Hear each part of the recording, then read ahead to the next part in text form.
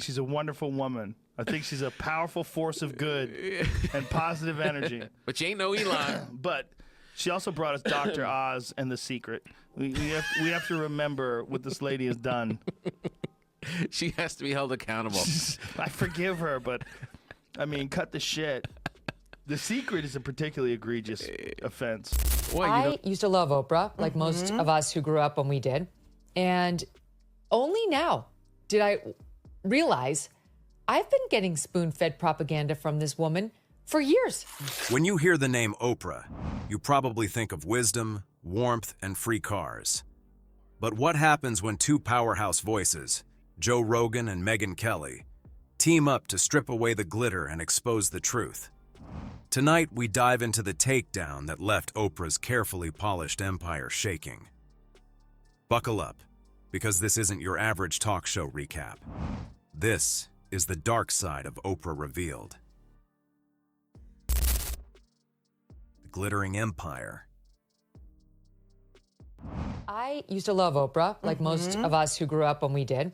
And only now did I realize I've been getting spoon-fed propaganda from this woman for years. I always took her little setup packages as gospel. This is what it's like. It's because they're saying, like, no, these people, they believe that they can do these things. Yeah. They had this vision, and they focused on this vision, and it came to fruition. Yeah. Okay? You know what they also did? They also busted their fucking ass and got lucky.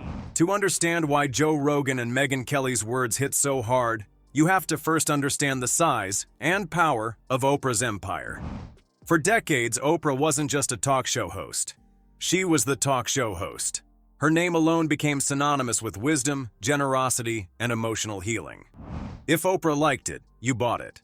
If Oprah read it, you read it. And if Oprah believed it, millions suddenly believed it too. From her legendary "You Get a Car" giveaways to her iconic book club that could launch obscure authors into overnight superstars, Oprah's influence was unmatched. She wasn't just shaping television. She was shaping culture, politics, even how people thought about their own lives. But here's where Rogan and Kelly step in with a reality check. They argue that beneath the soft lighting, the velvet couches, and the tearful interviews, Oprah wasn't just selling hope, she was selling an illusion. Rogan compared her empire to a GPS system with no real satellite connection, always shouting, "Believe in yourself," but often driving her audience straight into oncoming traffic. Kelly echoed the point, saying many of us were spoon-fed propaganda, never realizing that Oprah's carefully packaged stories weren't journalism at all. They were curation, manipulation, and branding. And here's the kicker. People clapped. We bought the books. We signed up for the diets. We paid for the wellness retreats infused with vague spiritual buzzwords. As Kelly put it, Oprah positioned herself not just as a host, but as America's emotional compass, someone whose opinion could sway millions without ever needing facts or evidence. It wasn't just a talk show. It was a belief system. One where Oprah's word carried the weight of truth itself. But as Rogan and Kelly peel back the layers, they argue that the empire wasn't built on truth at all, but on carefully crafted vibes, contradictions, and a billion-dollar marketing machine. The Secret exposed. Oh my God, she is not a reporter, she's a propagandist. I had friends that were telling me that The Secret is real and that they imagined they were going to fulfill these childhood dreams that they had had. Now let's talk about one of the biggest scandals in Oprah's empire, The Secret. Back in the mid-2000s, Oprah introduced her audience to a book and film that promised a magical formula for success: the law of attraction. The idea was simple, almost dangerously simple. Think positive thoughts, and the universe will give you whatever you want. Want a new car? Imagine it. Want to get rich? Just see yourself rolling in money. Struggling with illness? Don't worry. If you believe hard enough, you can heal yourself. Millions of people clung to this idea like it was gospel. Why? Because Oprah endorsed it. She didn't just recommend The Secret, she promoted it as life-changing wisdom. Overnight, vision boards became a household trend, and bookstores couldn't keep copies on the shelves. The book went on to sell around 20 million copies worldwide. But here's the problem. And this is where Joe Rogan and Megyn Kelly ripped off the velvet curtain. Rogan didn't mince words. He called it what it was, a high-functioning con game with glitter. And honestly, he wasn't wrong. Kelly took it even further, pointing out the hypocrisy. She said, "This wasn't inspiration, it was manipulation. People needed policy solutions, healthcare, opportunities, not a billion-dollar lifestyle guru telling them to think their way out of poverty." Yet Oprah pushed it anyway, knowing full well that the science didn't back it up. And let's be clear, this wasn't some rookie mistake from a young host trying to figure things out. Oprah was in her 50s, already a billionaire, already one of the most powerful women in the world. She had the resources, the advisors, and the common sense to know the secret wasn't real. But she sold it anyway. Why? Because it made her brand even bigger, and her bank account even fuller. For Rogan and Kelly, this was one of Oprah's most unforgivable moves. Not because it was silly, but because it was dangerous. Millions of desperate people were told to stop looking for real solutions and start daydreaming instead. And Oprah didn't just let it happen. She led it. And that's why Rogan and Kelly said what so many were too afraid to say. The secret wasn't empowerment. It was hocus pocus marketed as hope. And Oprah made sure she profited every step of the way. The Doctor Factory. If there's one thing Oprah mastered, it's turning guests into global sensations. And no case is more infamous than what critics now call the Oprah Doctor Factory. We're talking about Dr. Phil and Dr. Oz, two names that became household brands, not because of their groundbreaking science or medicine, but because Oprah crowned them as experts. Let's start with Dr. Phil. He burst onto the scene as Oprah's go-to life strategist. His tough love, southern drawl, and tell-it-like-it-is style made audiences cheer. But scratch the surface, and what was really going on? Rogan and Kelly pointed out that Dr. Phil wasn't offering groundbreaking psychology. He was offering TV drama dressed as therapy. His biggest claim to fame? Yelling at teenagers and shaming people on daytime television. And Oprah didn't just allow it, she built it. She gave him the platform, the spotlight, and the empire. Then there's Dr. Oz.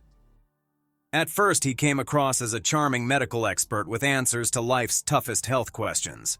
But soon, he was hawking miracle pills and miracle cures. Raspberry ketones, green coffee extract, detox scams. The list goes on. Joe Rogan didn't hold back. He raised an eyebrow so high it could have left Earth's orbit. "This is your guy?" he asked, mocking the idea that the same man pushing diet fads was once marketed as America's top doctor.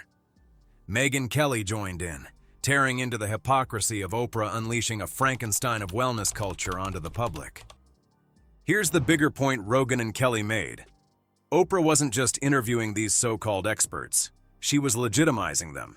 She turned questionable figures into authorities, gave pseudoscience a mainstream platform, and then quietly stepped back when things went wrong. Kelly summed it up bluntly. Oprah didn't just host a talk show. She built an assembly line of media-made doctors, selling the illusion of expertise to millions. And the consequences weren't harmless entertainment. People followed their advice. People bought those pills. People trusted those therapies. Real lives were affected. Silence and selective activism. You remember she did that, kind of factual interview after the, quote, documentary of Michael Jackson? Yes. That was so dishonest. Yes. She did not raise any of those accusers' serious compromising facts when she had them right there. Maybe they're telling the truth, maybe they're not. But as a journalist, you have to at least ask. If there's one thing Oprah has mastered beyond building an empire, it's the art of selective silence.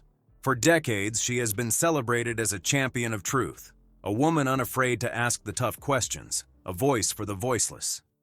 But Joe Rogan and Megyn Kelly point out a very different pattern. When the questions get too hard, too controversial, or too damaging to her carefully polished brand, Oprah doesn't press forward. She disappears. Take the Michael Jackson documentary, Leaving Neverland. The film was explosive, with accusers detailing disturbing allegations.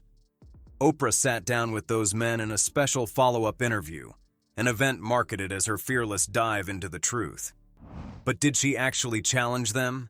Did she dig into the lawsuits, the inconsistencies, the financial motives that critics said compromised their stories? Not at all. She never asked the hard questions, never put the accusers under the same scrutiny a real journalist would.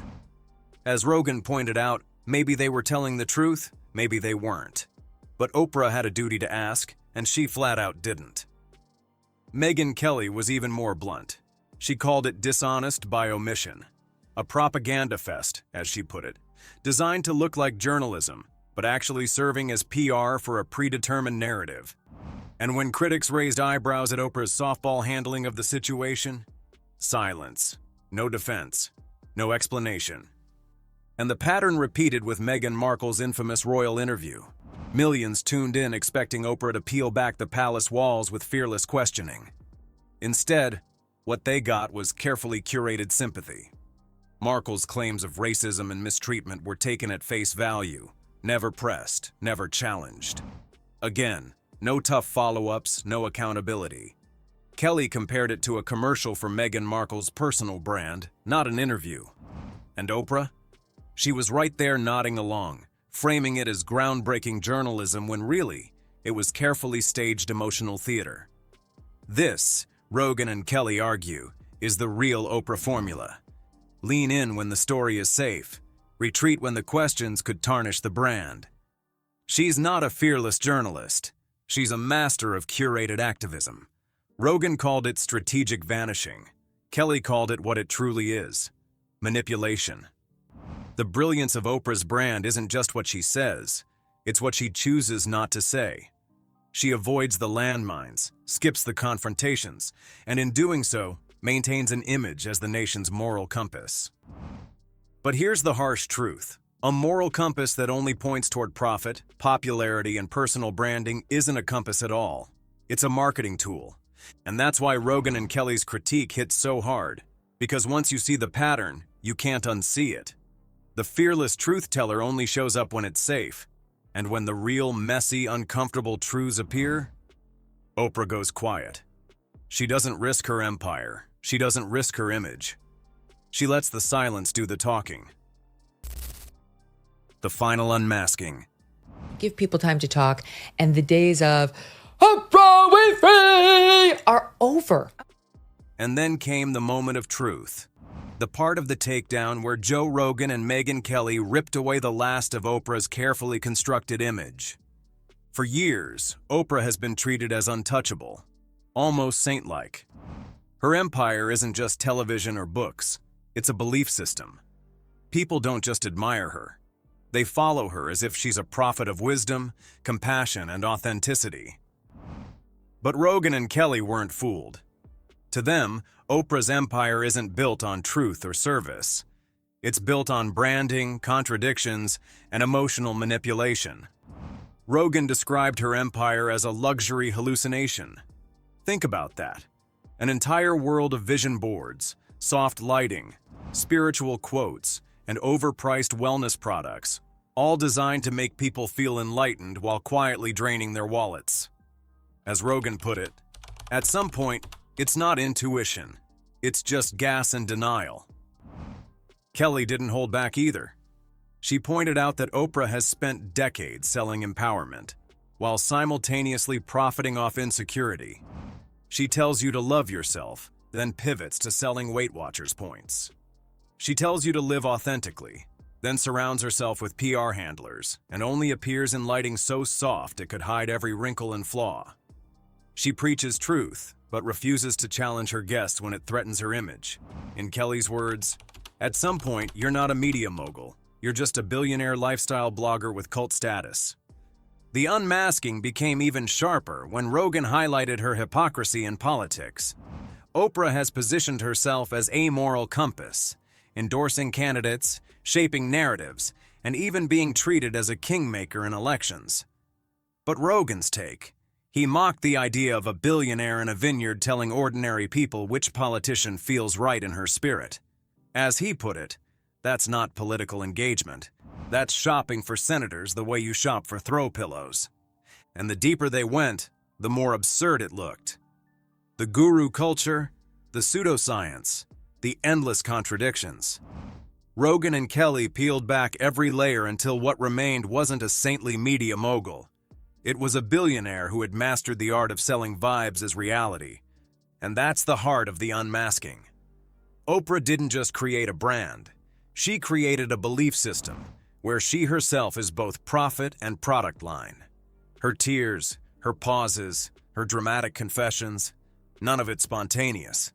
All of it was rehearsed, designed, packaged, sold. The so-called authenticity, manufactured, the activism, selective, the inspiration, branded. Rogan said it best. She sold wellness the way McDonald's sells salads. It looks healthy until you read the ingredients. And Kelly brought the hammer down with her final blow. Oprah hasn't been a fearless truth-teller in decades.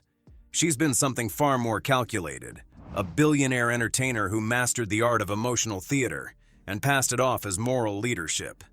In that moment, the illusion shattered. The velvet curtain fell, and for the first time in a long time, Oprah's empire didn't look untouchable. It looked exposed. The spiritual sales pitch. Yeah. There's a lot of factors in getting better and succeeding at things. Yeah. And they boiled it down to the easiest one, which is dreaming. Right. Right, exactly. And that's why it's sold, but Oprah sold it. If Oprah's empire had a crown jewel, it wasn't just the cars or the book club. It was the spirituality.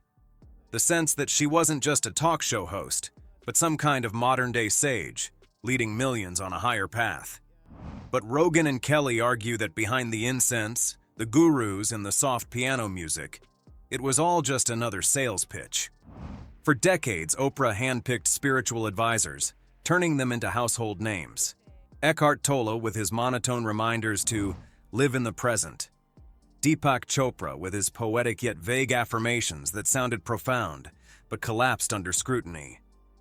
To her audience, these were beacons of wisdom. To Rogan, they were snake oil salesmen in designer suits. Rogan practically fell out of his chair laughing, saying these gurus churned out quotes so empty they could double as horoscopes. Kelly was even harsher. She said Oprah had spent decades selling inner peace like it was a bath bomb. That's right. Meditation, mindfulness, healing, all repackaged into workshops, retreats, journals, and courses with a price tag. Think about it. Every time someone lit a scented candle, wrote in a gratitude journal, or bought into the vision board craze, Oprah's influence was there, guiding them, inspiring them, and of course, cashing in. Rogan called it mystic capitalism. Spirituality packaged and sold like a luxury handbag. And it wasn't harmless fun. The deeper problem, Rogan and Kelly argued, was that this spirituality wasn't about solving real-world struggles. It was about escaping them. Instead of fighting for better wages, healthcare, or opportunity, people were told to breathe deeper, vibe higher, and think positive. Kelly summed it up in one brutal line. This woman sold people bathwater when they needed clean drinking water. What made it worse? The contradictions. Oprah would host lavish retreats where wealthy fans could find themselves for thousands of dollars a ticket. She'd promote authentic living while wrapped in cashmere, seated in multi-million-dollar estates, and every ounce of it was framed as enlightenment. Rogan shook his head in disbelief. He said Oprah had built a cathedral of self-worship disguised as public service. People didn't just buy her products, they bought her presence. They thanked her for manipulating them. They wept in her audience like pilgrims at a shrine. Kelly didn't soften the blow either. She called it cult-like devotion, pointing out that Oprah's audience wasn't just fans, it was disciples. At the end of the day, Rogan and Kelly weren't mocking spirituality itself. They were mocking how Oprah had turned it into a business, a marketing empire where every path to peace came with a checkout line. In their eyes, Oprah didn't just sell hope, she monetized belief itself. The political queenmaker. Of her journalistic fails, right? Where she has the potential next president of the United States. And not only does she not ask her hard questions, the whole thing was an attempted rehab and repackaging of her. That town hall. For years, Oprah has been treated like more than just a media figure. She's been positioned as a political kingmaker. Her endorsements can sway elections, her speeches ignite headlines, and her presence alone can shift the narrative. But Rogan and Kelly weren't impressed. In fact, they saw it as the ultimate hypocrisy. But here's the kicker. Oprah doesn't just endorse candidates, she curates them. She presents them the way she once presented her favorite books or gurus, packaging them for the public with that signature Oprah seal of approval. Whether it was Barack Obama during his rise or other Democratic figures later, the effect was the same. Oprah wasn't just supporting, she was shaping the story. Rogan bristled at this, asking the obvious question. Who decided Oprah should be the conscience of American politics? What made her the authority on what policies were right for the working class when she hasn't lived an ordinary life in decades? And then there's the silence. Because when politics get messy, when those same candidates fall short or scandals emerge, Oprah does what she's always done. She vanishes. No accountability, no re-examination, just silence. Kelly summed it up with surgical precision. Oprah has perfected the art of showing up when it helps her image and disappearing when it doesn't. In other words, her political influence isn't about truth, it's about brand alignment. Together they painted a damning picture. Oprah isn't just a celebrity with political opinions. She's a political force who uses her platform selectively, always in ways that boost her image while shielding her from real accountability. The weight loss contradiction. The launch of her national talk show, she was something electric and interesting and authentic, you know? I miss fat Oprah. She was just genuine. Now this thin Ozempic Oprah has lost, along with the pounds, her heart, her sense of authenticity. And what we're getting these days is this cleansed, elite, billionaire version who wants to scrub the record of facts. If there's one area where Oprah built some of her deepest emotional bonds with her audience, it was her lifelong struggle with weight. Millions of women connected to her story, her vulnerability, her openness, her battles with dieting, weight gain, and self-love. Oprah wasn't just a talk show host. She was a mirror for her viewers' insecurities. For decades, she preached body positivity. She told her audience, "You are perfect, just the way you are." She urged women to accept themselves, to love their bodies, to stop chasing impossible standards. It was empowering, raw, and real, or at least it seemed that way. But then came the pivot. Suddenly, Oprah was endorsing weight loss drugs, promoting miracle solutions, aligning herself with pharmaceutical answers that directly contradicted decades of messaging. And this is where Rogan and Kelly pounced. Rogan burst out laughing in disbelief. So the message was, you're perfect just the way you are, until the money said otherwise. It was hypocrisy in neon lights. Kelly, sharp as ever, pointed out the betrayal. A woman who had earned the trust of millions by embracing authenticity was now cashing in on insecurities she once promised to heal. And let's not forget, Oprah wasn't just endorsing these drugs casually. She was still tied to Weight Watchers, a company she invested heavily in, while at the same time benefiting from the new wave of pharmaceutical weight loss solutions. The optics were devastating. For decades, Oprah's fluctuating weight had made her relatable, even endearing. Her struggles made her human. But in Rogan and Kelly's eyes, this sudden shift wasn't growth. It was a business move. And the audience reaction? Betrayal. Because if Oprah, the woman who had stood as a beacon of authenticity for decades, couldn't stay true to her own message, then what was real? What was genuine? Rogan and Kelly's verdict was brutal. Oprah didn't just shift her stance. She exposed the truth that her brand of body positivity was never about empowerment. It was always about business. And in the end, the empire cashed in on the very insecurities it claimed to heal. Hypocrisy in high definition. Now, if there's one word that Joe Rogan and Megyn Kelly kept circling back to, it was this: hypocrisy. For decades, Oprah has presented herself as the voice of authenticity, the every woman who understands struggle, pain, and triumph. But Rogan and Kelly argued that when you peel back the glossy magazine covers and carefully staged interviews, what you find is a billionaire who preaches one thing and practices another. Let's start with money. Oprah has stood on stage time and again, speaking about income inequality, about fairness, about the struggles of ordinary Americans. Yet, as Rogan pointed out, she delivers those speeches from the balcony of multi-million-dollar estates that most people couldn't even dream of affording. It's like telling people to be humble while sipping champagne in a private vineyard. Kelly cut even sharper. Oprah talks about understanding hardship, but her reality is so far removed from the average person's that her words ring hollow. And then there's body image. For years, Oprah was the poster child for self-love and body positivity. She told audiences, "You are perfect just the way you are." She urged women to embrace their bodies, their flaws, their journeys. But fast forward, and suddenly Oprah is endorsing weight loss drugs, miracle injections, and quick fixes. The hypocrisy runs so deep.